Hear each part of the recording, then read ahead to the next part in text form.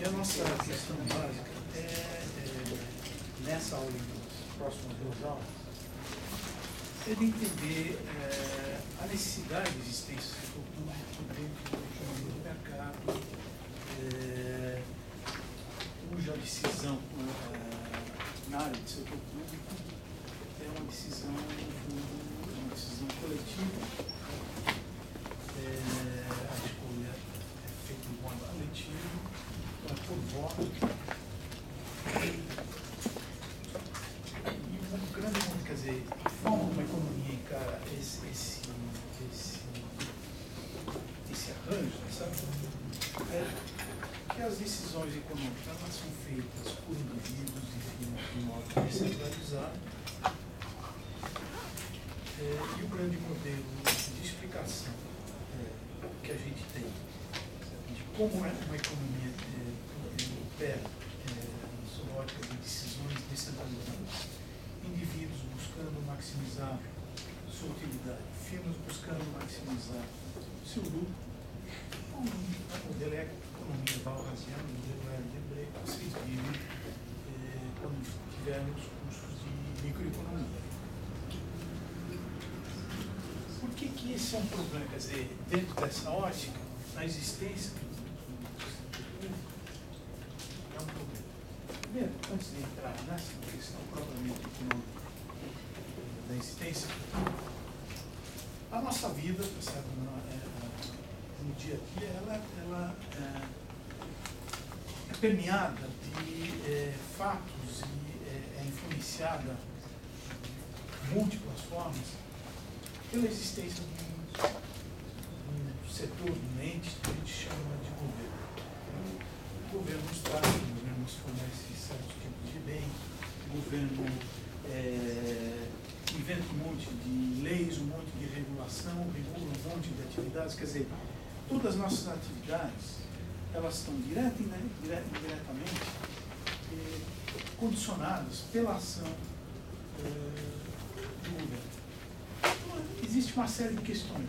Por que o governo faz certos tipos de atividade ou outro? Por que o governo fornece justiça, fornece bem público, defesa, não fornece a banana, não fornece a laranja?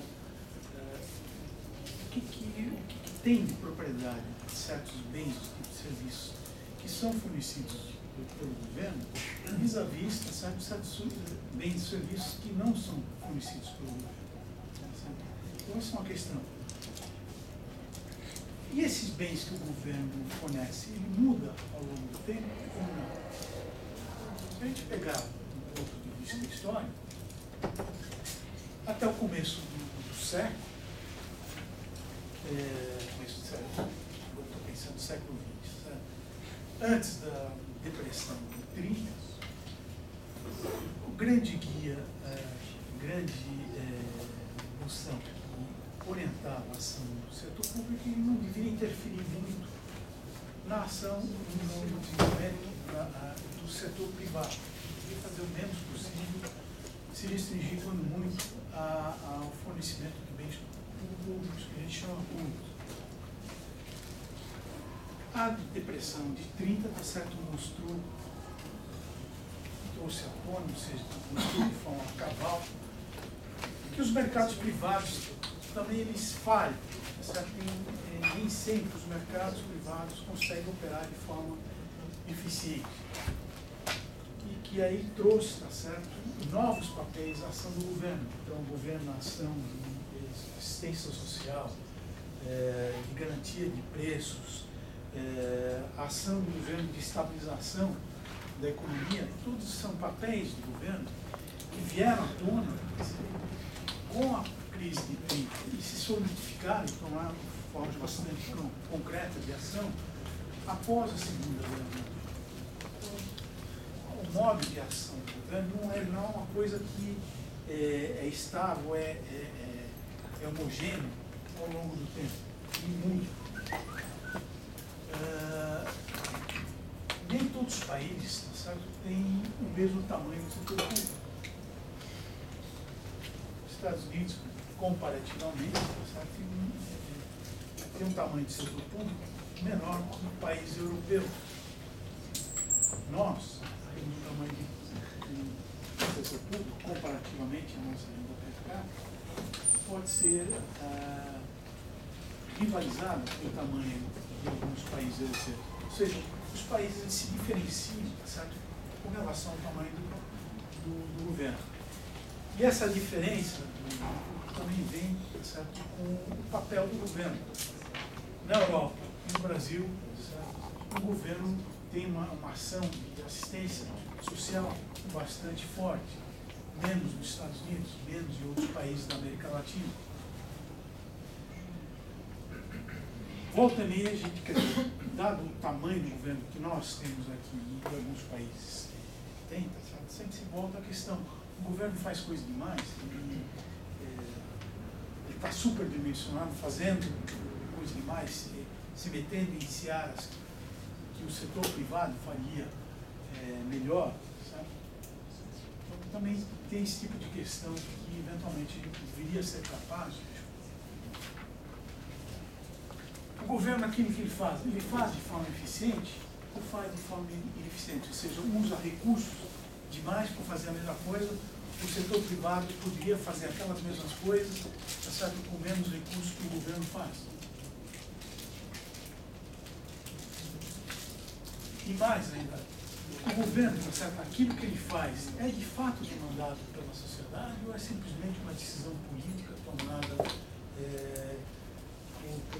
por aqueles que comandam o governo, tá certo? Descolado das demandas da sociedade. Todas essas questões são questões relevantes que, de alguma forma, tá certo, a gente deveria ser capaz de responder. De forma bastante simplificada, a justificação da existência do governo numa economia de mercado são essas que estão aí. Depois eu vou entrar com mais detalhe no significado disso aí. Primeiro, os mercados que existem, falhas de mercado na ação dos mercados privados. O governo uma ação do governo seria de corrigir essas falhas. Com essas falhas, a economia estaria melhor com essa ação governamental corretiva das falhas de mercado.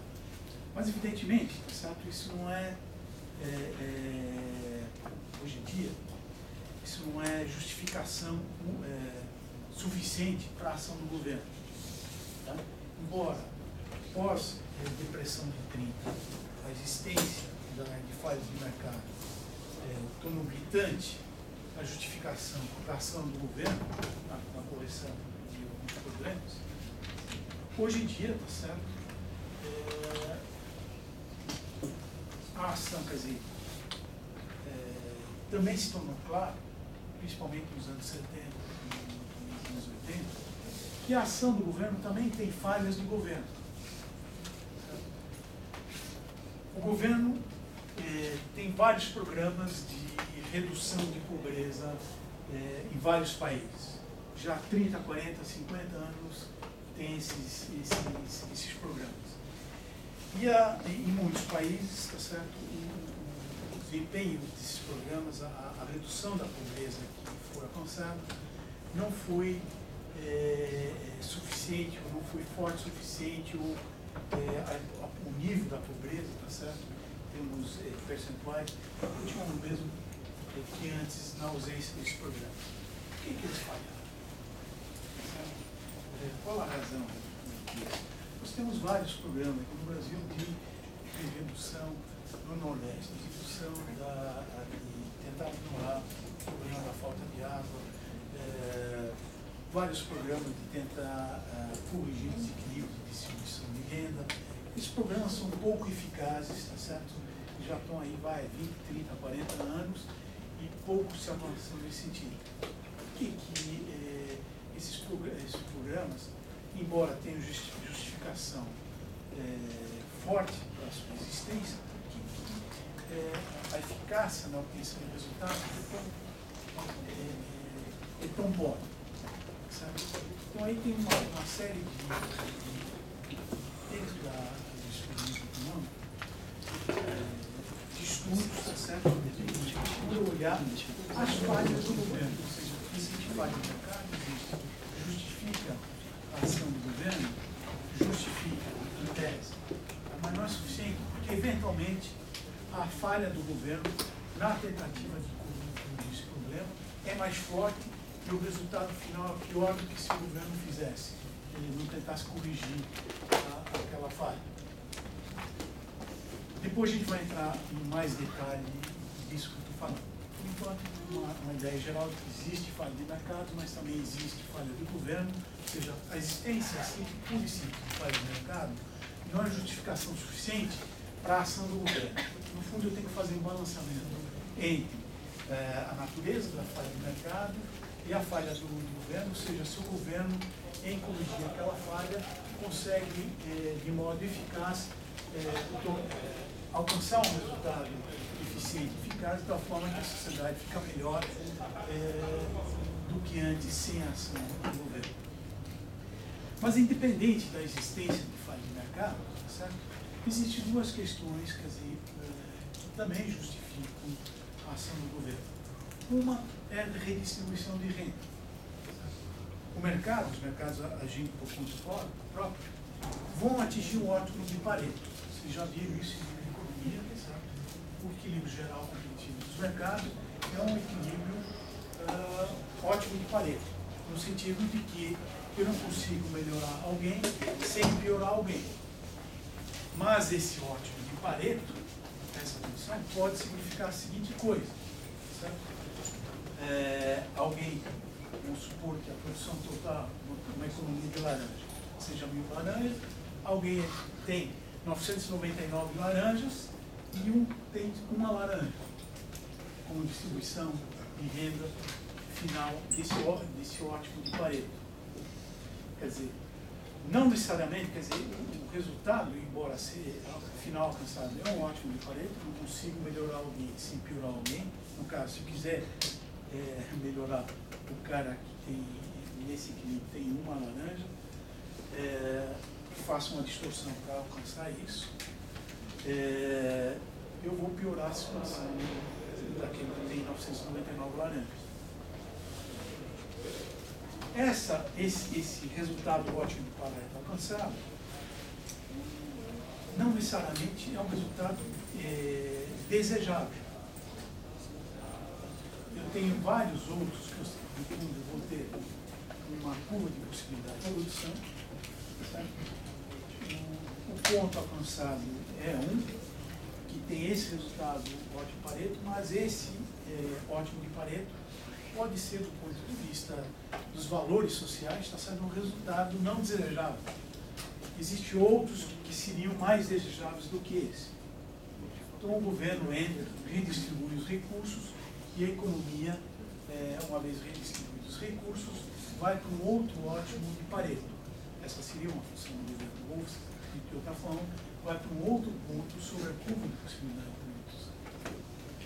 Finalmente, uma outra justificação dentro desse escopo, dentro desse framework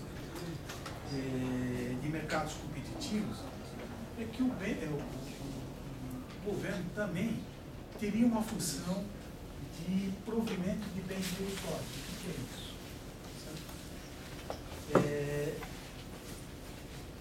Bens meritórios, no fundo, o governo acha, certo, de que para certos tipos de bens nós não fazemos as escolhas melhores. Por exemplo, o governo torna obrigatório o uso do cinto de segurança. Porque isso o governo nos obriga a consumir um tipo de coisa que ele acha que, se fosse a livre escolha, o uso do cinto de segurança, nós não estaríamos usando aquele cinto em todas as situações, tá certo? Ou seja, não estaríamos fazendo as melhores escolhas em nosso proveito. Então ele vai lá e obriga a gente a usar o cinto de segurança. Ou ele proíbe a gente fumar em locais públicos, em locais fechados. Ou ele proíbe, quer dizer, certos tipos de bens, certos tipos de serviços, o governo acha que a gente não faz as melhores escolhas em todas as situações. Então ele nos obriga a consumir esses bens, de certa forma, nos obriga a colocar o cinto de segurança toda vez que a gente anda de carro, nos obriga a não fumar em locais de recintos públicos, fechados e assim por diante. Ou seja, a justificação disso é que esses bens são meritórios e essa legislação, tá certo? Ela nos força a consumir isso dessa forma, porque é em nosso próprio benefício. Então, essas três justificativas são justificativas dentro da abordagem tradicional microeconômica do equilíbrio geral da razão, da existência de um setor governamental. Quais são as críticas à intervenção do governo na economia do mercado? Eu havia falado, certo, há pouco, que uma das justificativas para a ação do governo era da falha de mercado. E a falha de mercado, aquilo que o programa de pesquisa que levou, certo,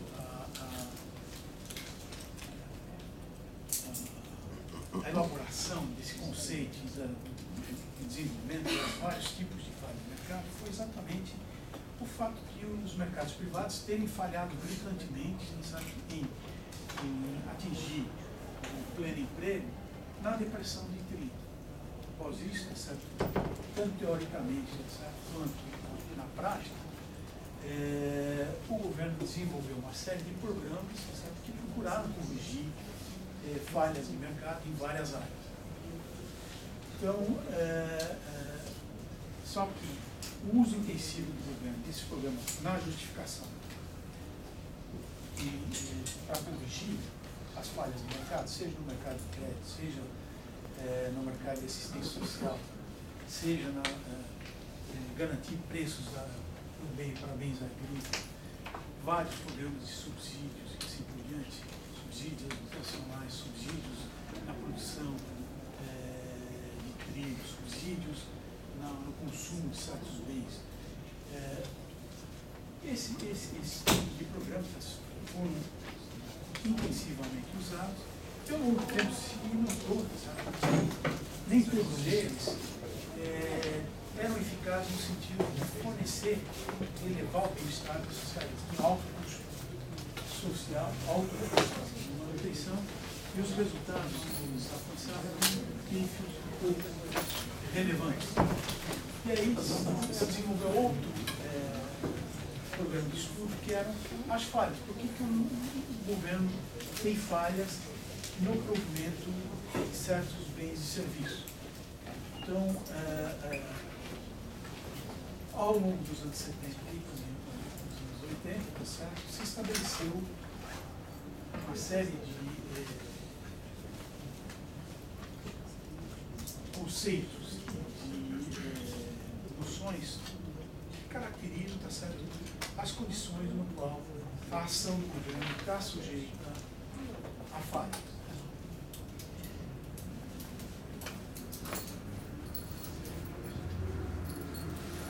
Quer dizer, a ação do governo está sujeita a falha. Quais são as razões para isso ocorrer, para as falhas do governo?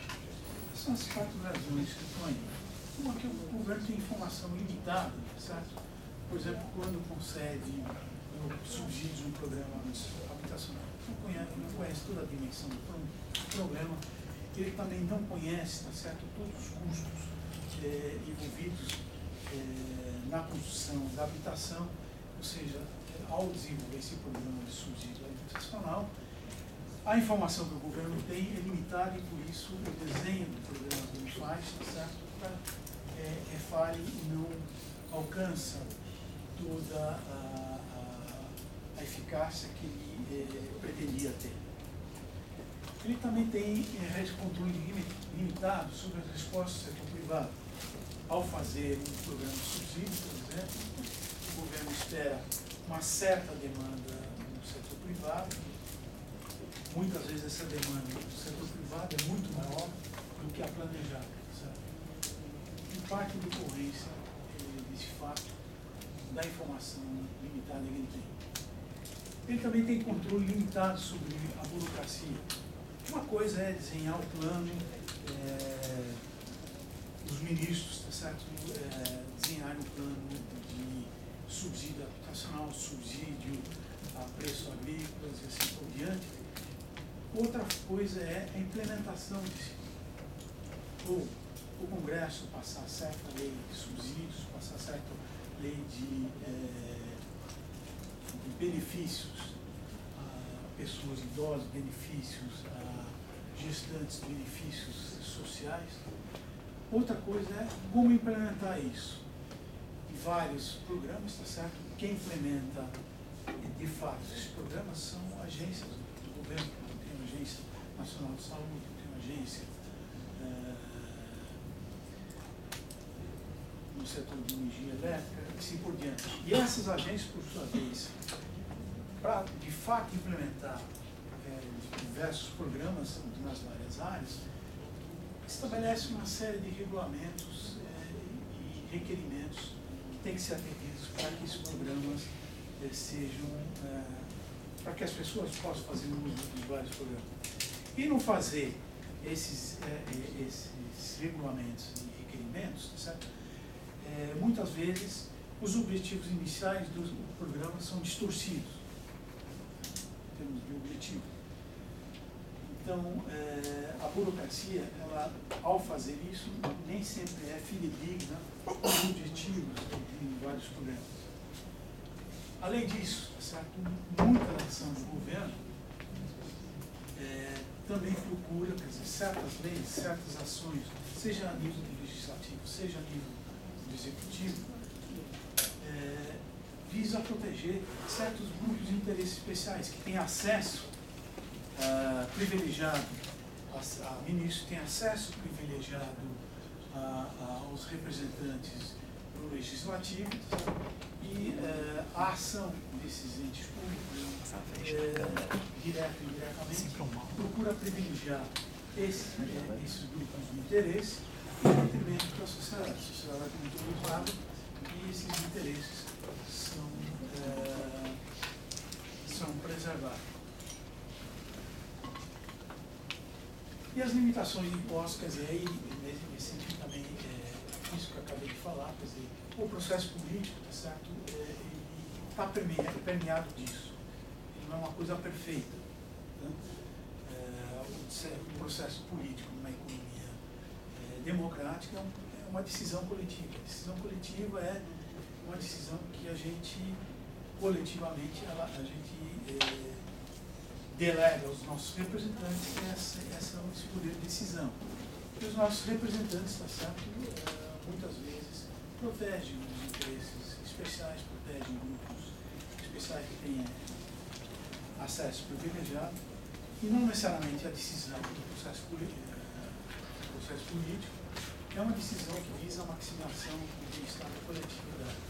Então, tem uma série de imperfeições, e estudar a economia política exatamente vai ver como o processo político atende ou não atende a maximização do bem-estar, as preferências da sociedade, quais são os diversos entraves e problemas que eu tenho ao delegar o poder de decisão do setor público aos nossos representantes.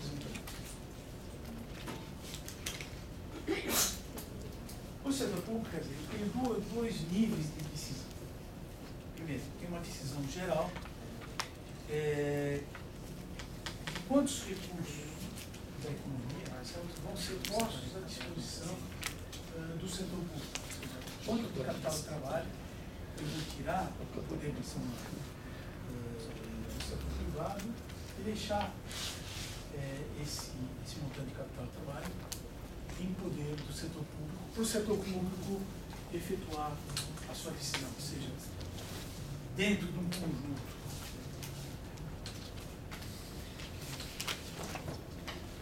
Tem um total.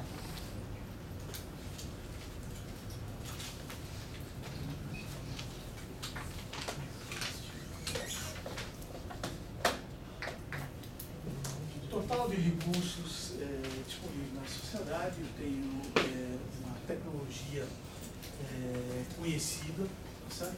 Se eu colocar o total de recursos na mão do setor privado, eu tenho esse montante total de bens e serviços que o setor privado pode efetuar. Se eu colocar todo o conjunto de recursos da sociedade em mãos do setor público, esse total de bens públicos que o setor público pode fazer. E eu tenho um trade-off aqui entre setor público e setor privado, ou sistema público, atividade de produção, entre público e privado. Suponho que todas as decisões que são recentes, que o governo está caminhando sobre essa pública, possibilidade de produção entre público e privado, um nível de decisão vamos situar esse ponto e esse ponto aqui. Vamos ter essa quantidade de bens públicos, essa quantidade de bens privados, ou essa aqui. Qual delas? Qual o nosso tamanho do setor público que nós estamos querendo? Quanto recursos nós vamos colocar na mão do setor público e quantos recursos nós vamos colocar na mão do setor privado? Esse é um nível de decisão. Também, uma vez decidido isso, ou seja, quanto de recursos está na mão do setor público, também tem uma decisão interna. O que o setor público vai produzir? Quanto de bens públicos vai ter? Quanto de defesa que ele vai fazer e o quanto de educação que ele vai fazer? Quanto de defesa que ele vai fazer e o quanto de saúde que ele vai prover? Mas tem uma decisão também interna do setor público, dado o montante de recursos que ele tem, como é que ele vai alocar isso na produção de bens específicos? Não é sem consequências nisso. Se ele resolve fazer mais armamento, eu vou privilegiar certos grupos na sociedade. Se ele resolve fornecer mais educação, mais saúde, ele privilegia outros grupos dentro da sociedade. Então, essa decisão interna também tem consequências sobre quem sai beneficiado. Eu tenho dois tipos de decisão. Uma, agregado, qual poder de comando sobre recursos que o setor público vai ter.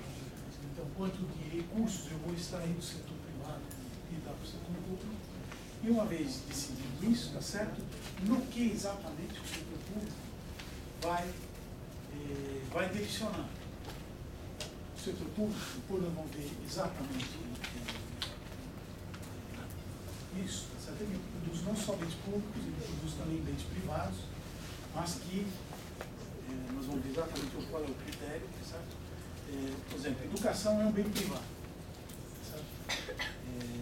Por que o setor público produz isso? Saúde é um bem privado. Por que o setor público produz isso? Defesa é um bem público. Lá o setor privado não tem interesse algum em produzir. Por quê? Então tem certos tipos de bens que o setor privado pode produzir, mas não produz de forma ineficiente. Aí o setor público vai lá, também oferta esse bem. E tem certos tipos de bens, que são chamados de bens puros, que o setor privado não vai produzir. Vamos ver quais são as características desses bens e por que isso acontece.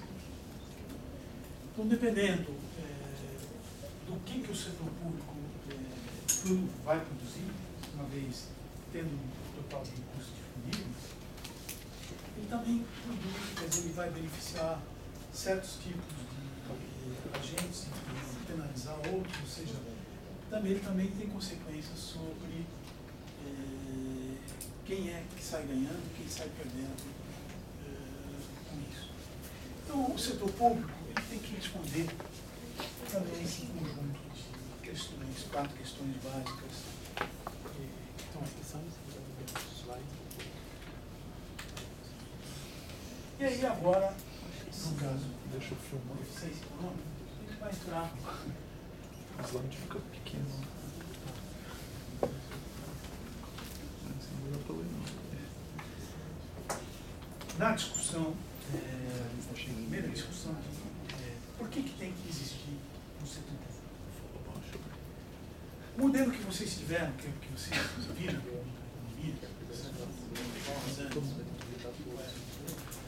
um modelo que tem uma série de características. Os mercados são perfeitamente competitivos, todo mundo tem informação de tudo, todo mundo conhece toda a tecnologia, Eu não tenho imperfeições de mercado tipo monopólio, tá certo? Eu tenho mercados completos. Tem uma série de características que são necessárias para um funcionamento perfeito desse mercado Lavazano, um mercado tipo RDB. Dada esse tipo de hipótese, vocês sabem, se já tiveram, tá certo? A economia dos agentes privados atuando livremente, quer dizer, nenhum deles tem poder de mercado. Cada um toma os preços de mercado, seja consumidores, seja produtores, os preços como dados. Dados os preços, efetua as suas decisões, maximizando a sua utilidade e maximizando o lucro. E o equilíbrio de mercado, vocês já sabem, já viram, é eficiente. É Pareto eficiente. Mas o que exatamente significa, quais implicações desse negócio? Recordando um pouco para o Swift, para ele, o governo devia ter a mínima intervenção possível, a economia do laissez-faire, ou seja, deixa o mercado, deixa as pessoas atuarem privadamente, livremente, na busca daquilo, ou seja, as pessoas na busca de maximizar a sua utilidade e as firmas na busca de maximizar o lucro. As pessoas atuando livremente, buscando o seu alto interesse, o jogo de mercado faz com que, indiretamente, elas promovam o bem-estar da sociedade, promovam um equilíbrio geral que, no fundo, é Pareto ótimo. A sociedade como um todo sai ganhando nessa história. Essa é a visão do Adam Smith. Ou seja, dentro desse contexto, o governo entrar lá taxar é botar uma sujeira, é botar uma imperfeição de mercado, é tornar o equilíbrio geral, o resultado final, menos eficiente, menos ótimo do que era antes, na ausência da intervenção dele. Se o governo, então, se a ação do governo faz esse tipo de coisa, é melhor o governo ficar fora disso aí. O mercado privado, atuando livremente no alto interesse, leva a melhor solução possível. Mesmo que as pessoas, individualmente, eu não vou comprar minha banana porque eu vou maximizar o bem-estar. Não, eu vou comprar a banana porque eu quero satisfazer, ela vai aumentar a minha utilidade. Dado o preço do mercado e dado a utilidade que a banana me oferece, tá certo? O consumo da banana, na minha avaliação subjetiva, tá certo? Eu pago o preço do mercado porque aumenta o meu bem-estar. Quando eu tenho uma avaliação de benefício marginal da banana maior que o preço do mercado. O mercado como um todo agindo dessa forma, tá certo? Vai fazer, no fundo, todo mundo vai consumir banana até o ponto em que o benefício marginal de consumo adicional de uma banana é igual ao do preço do mercado. Ali paga um negócio. Eu não vou consumir uma banana a mais. A mesma coisa com maçã. Qualquer bem, tá certo? No fundo, eu vou consumir daquele bem até que o benefício marginal daquele bem é igual ao preço de mercado.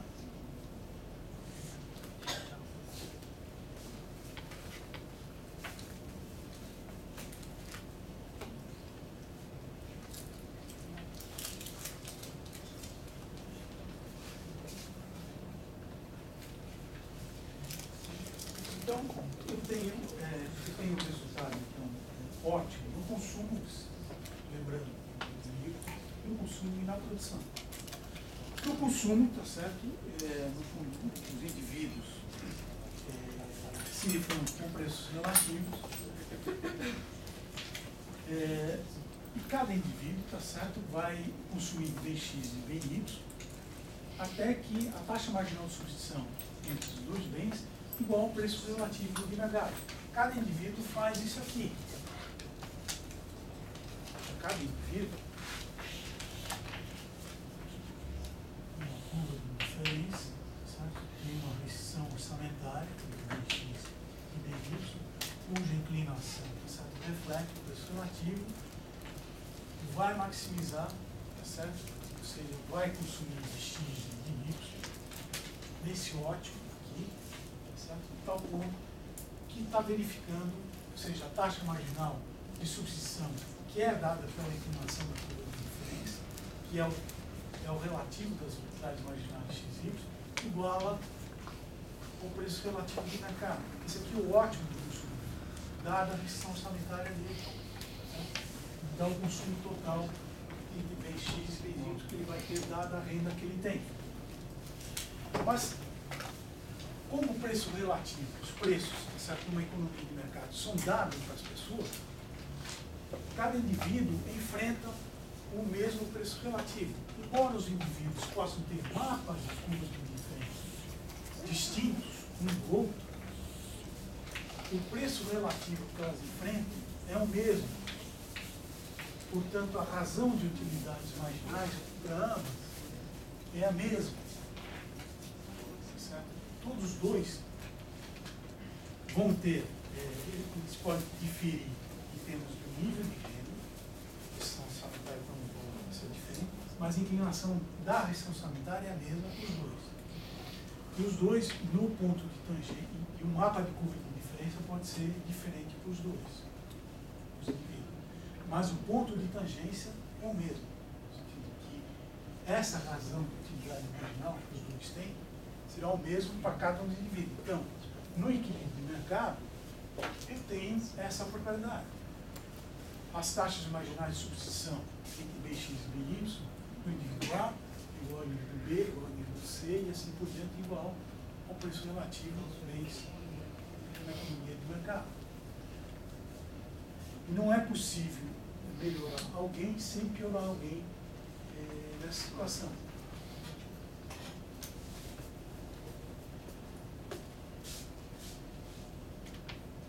Uma coisa muito semelhante acontece na área da produção. As firmas têm função de produção, as firmas usam capital e trabalho na produção de bens.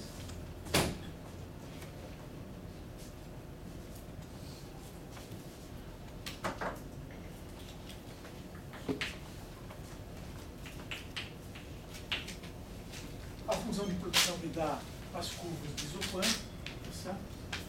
Então, as firmas, dado o preço relativo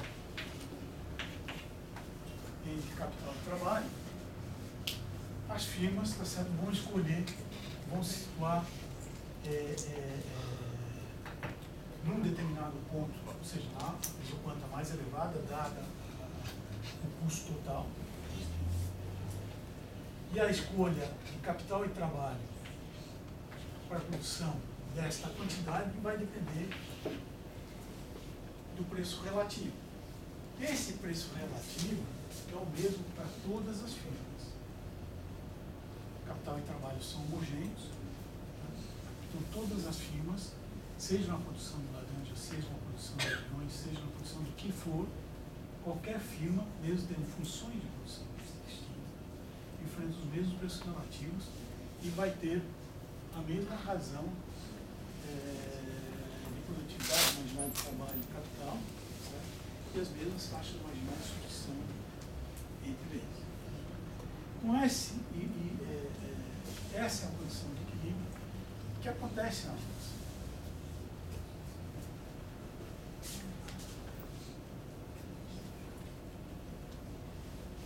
Então, lembrando a eficiência de Pareto, eu não vou conseguir aumentar a produção de um bem sem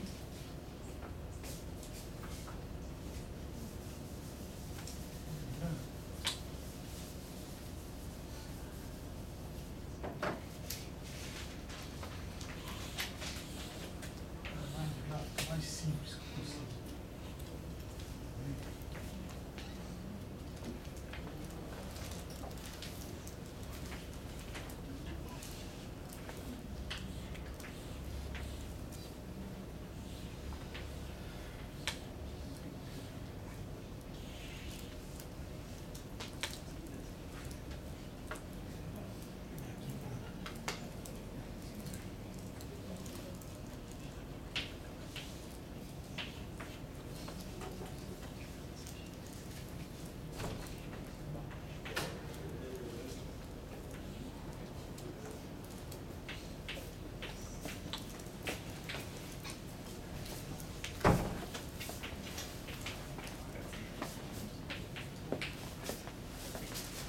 dado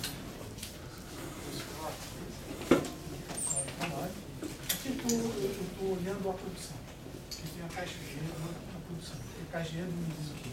Eu tenho um total, uma dotação total de mão de obra, eu tenho uma dotação total de capital na economia. Essa dotação de recursos dessa economia. Eu posso produzir bem X ou bem Y. Aqui tem umas isoquantas de produção do bem X. Aqui tem umas isoquantas de produção de bem Y. Dado o preço relativo do trabalho, a economia de mercado vai posicionar, tá certo, numa tangência específica entre isoquantas de produção de bem X e isoquantas de produção de bem Y, tal que essa tangência, a inclinação dela é exatamente igual ao preço relativo dos fatores. E dado esse equilíbrio de mercado, então eu tenho essa alocação de trabalho na produção de X, essa na produção de Y, esse capital na produção de X e esse capital, ou seja, o total de recursos da economia vai estar distribuído entre a produção de X e a produção de Y, seja no capital ou seja no trabalho. Se eu quiser mudar, isso é um resultado Pareto eficiente. Se eu quiser produzir mais de X, eu não consigo fazer isso sem diminuir a produção de Y. E mais, até porque é livre escolha, eu só consegui fazer isso mudando o preço relativo dos fatores aqui. Mas, enfim, dado o preço relativo dos fatores, a economia de mercado leva a essa situação. A mesma coisa, eu tenho uma caixa de dinheiro.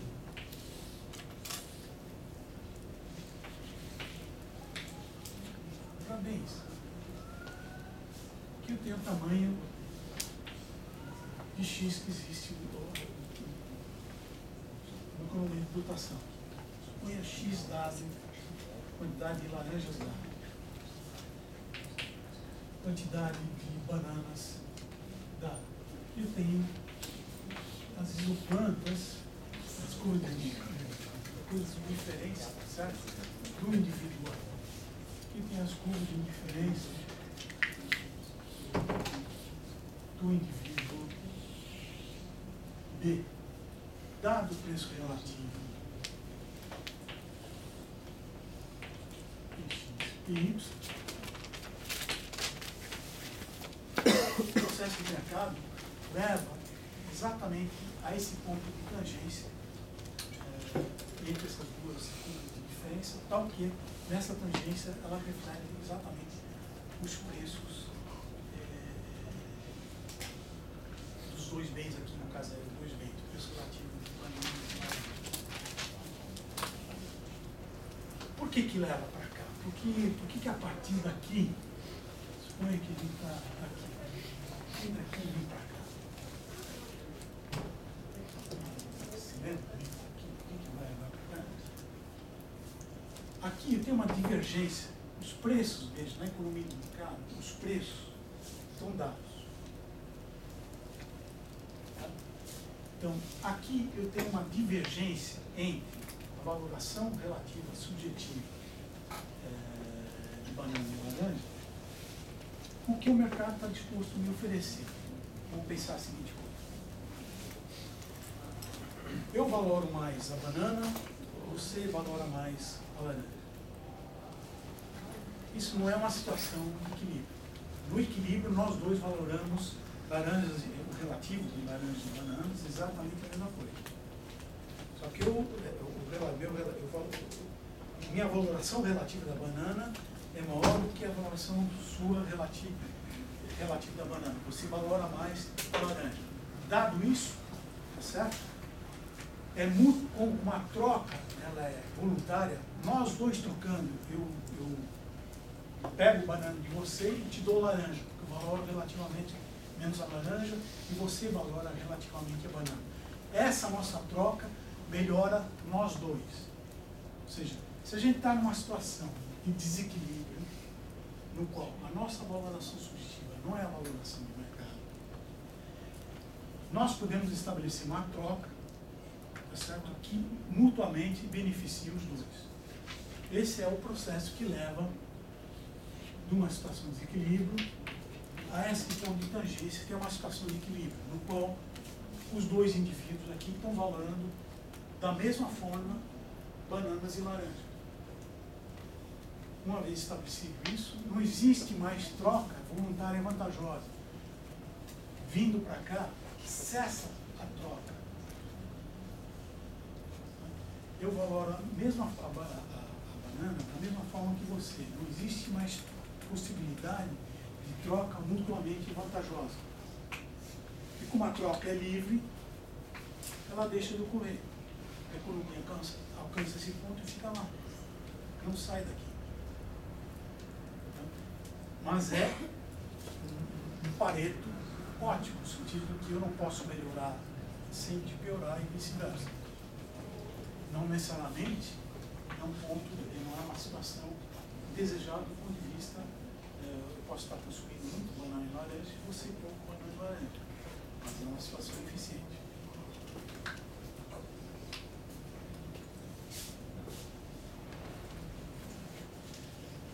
Então, no fundo, eu tenho em equilíbrio competitivo, eu tenho isso aí.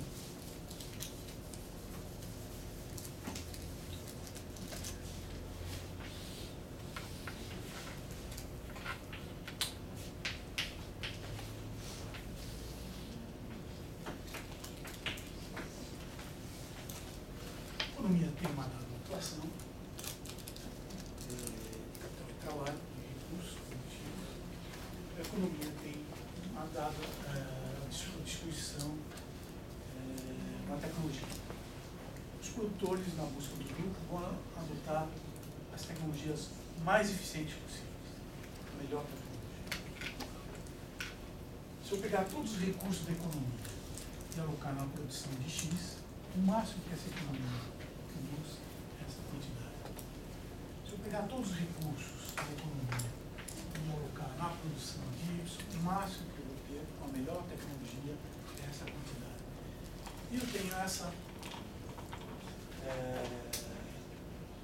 esse formato côncavo entre o máximo de Y e o máximo de X, que me diz que o custo de oportunidade é crescente, na medida que eu vou reduzindo a produção de Y e aumentando a produção de X, eu tenho que crescente.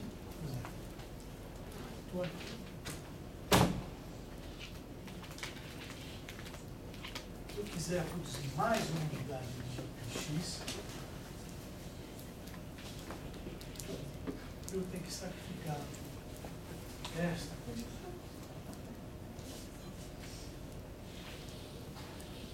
Se eu quiser mais uma unidade de X, na medida que eu estou vindo para cá, tá certo? A quantidade de Y que eu tenho que sacrificar para ter o mesmo acréscimo, que eu tenho que estar, vamos dizer, para ter o mesmo acréscimo da unidade de X, é crescente. Ou seja, o custo de oportunidade da produção de X é crescente. E vice-versa. A partir daqui para lá é a mesma história. Por isso esse formato côncavo que me diz o custo de oportunidade da produção de X ou o custo de oportunidade da produção de Y é crescente. Eu tenho que sacrificar se eu quiser incrementos adicionais na produção de X, eu vou ter que sacrificar cada vez mais a produção de Y e vice-versa. Esse seria um significado relevante que você já tiver. A economia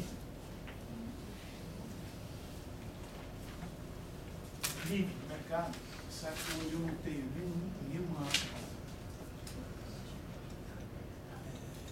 falha, quer dizer, não tenho nenhuma distorção, não tenho, tenho toda a informação, tudo funciona bonitinho, ela vai estar sobre a fronteira de possibilidade de produção, sobre a curva de possibilidade de produção. O processo de mercado vai fazer o que seguinte. Se esses são os princípios ativos, essa regra reflete, esse relativo, a combinação dela, reflexo relativo, ela vai me dizer o seguinte, tá certo? O que será produzido de x e y está nesse ponto, tá certo? Cujo custo de oportunidade reflete esse, ou seja, a taxa marginal de transformação da economia, certo? Transformação de y e x, reflete esse preço relativo, reflete esse custo de oportunidade. Esse custo marginal, ele é, essa taxa marginal de transformação, ele é o custo,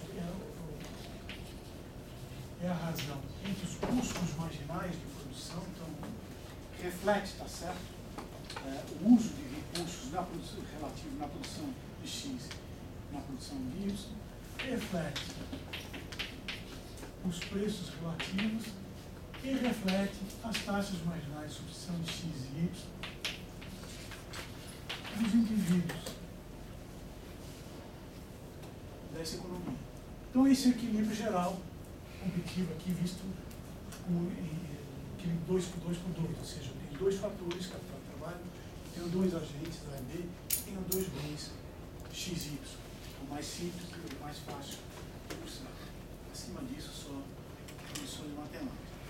Como ilustração, esse aqui, tenho certeza que vocês tiveram mais ou menos dessa forma.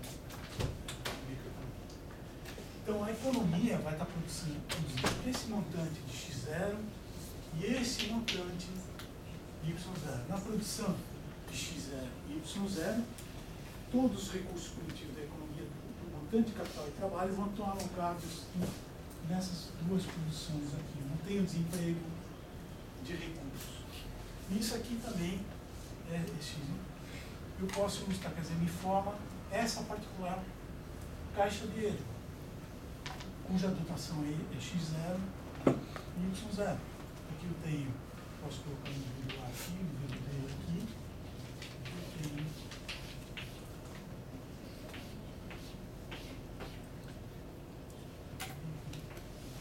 esse aqui é o px e esse aqui é o... Essa é a distribuição, quer dizer, dado esse é o montante de yx que está produzido, e a caixa de dentro me mostra a distribuição de x e esse y no indivíduo A, esse aqui é o y no indivíduo B, esse aqui é o x no indivíduo A e o x no indivíduo B. Então é um esquema, tá certo, de análise bonitinho, quer dizer, ele me diz, tá certo, que olha, se o mercado agir, se eu deixar o mercado livre, a sua livre ação, eu não tiver problema de informação, todo mundo conhece a tecnologia, não tem nenhuma distorção, não tem recurso, não tem monopólio, todo mundo pode agir de forma livre, buscando maximizar a sua utilidade, e firmas produzindo, buscando maximizar seus lucros, a economia vai para um ponto sobre a curva de possibilidade de inclusão. Nesse caso, esse é o preço relativo que se estabelece na economia, a economia vai estar aqui, e eu tenho esse resultado final, Pareto ótimo, no sentido de que a taxa de marginal de substituição dos bens nos indivíduos se iguala. Eu tenho uma distribuição dos bens específica, dado o preço relativo desses bens, que indivíduo A tem XA e YA, indivíduo B tem YB e XB. Eu tenho uma distribuição específica dos bens dos indivíduos, tem uma produção específica, X0, como todo, e todo o capital que trabalha com essa economia tem, certo? Está empregado na produção de XY. Eu não consigo botar a caixa de hidro aqui, porque eu só consigo de produto. Eu tenho que montar uma caixa de hidro em particular para mostrar o que acontece, certo?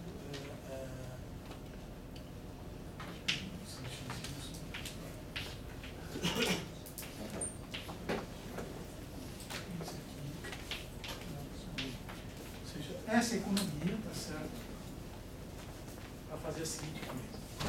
Ela vai determinar um preço relativo de equilíbrio de bens, que vai determinar, e associado a esse preço relativo de bens, vai associar um preço relativo de faturas.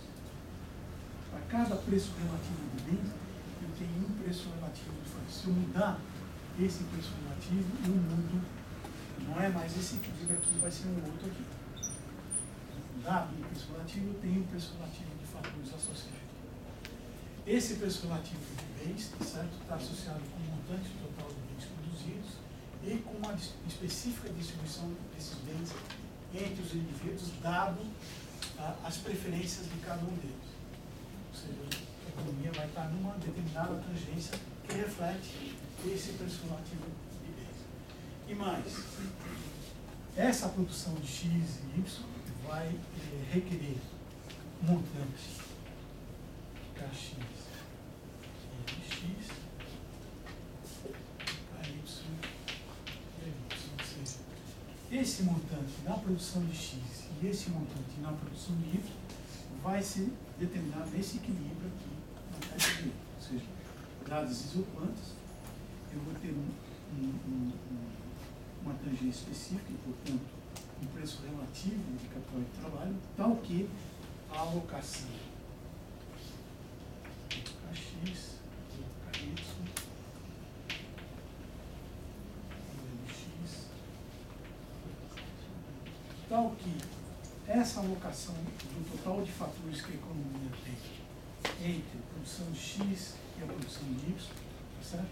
É exatamente aquela requerida para produzir X0 e é exatamente aquela requerida para produzir Y0. Esse é um sentido geral dessa coisa. E eu não consigo mudar nada aqui sem piorar alguém. Dada a distribuição inicial de recursos, dadas as tecnologias, dadas as preferências iniciais, o mercado deixado a sua própria sorte, ou seja, cada um atuando no seu alto interesse, vai alcançar esse equilíbrio aqui, esse equilíbrio final.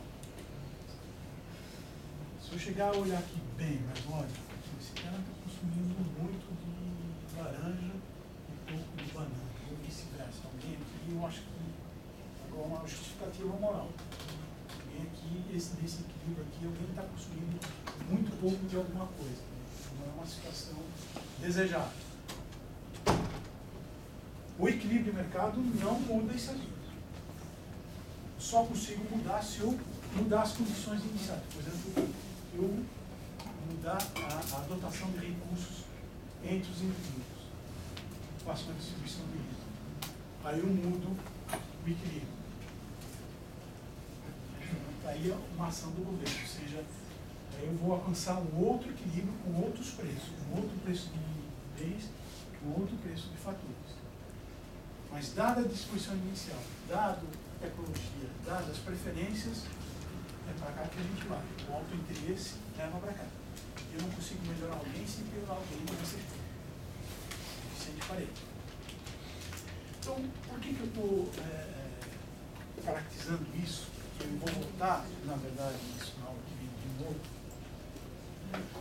E, por exemplo, eu falei para vocês que a gente vai estudar um pouco devagar, com detalhe, a parte de tributação. A gente vai ver a parte de gasto um pouco por alto, mas com bastante detalhe, a parte de tributação.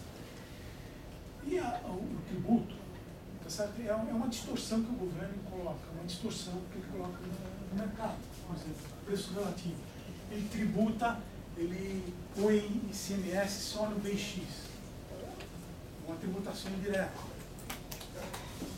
Ele aumenta.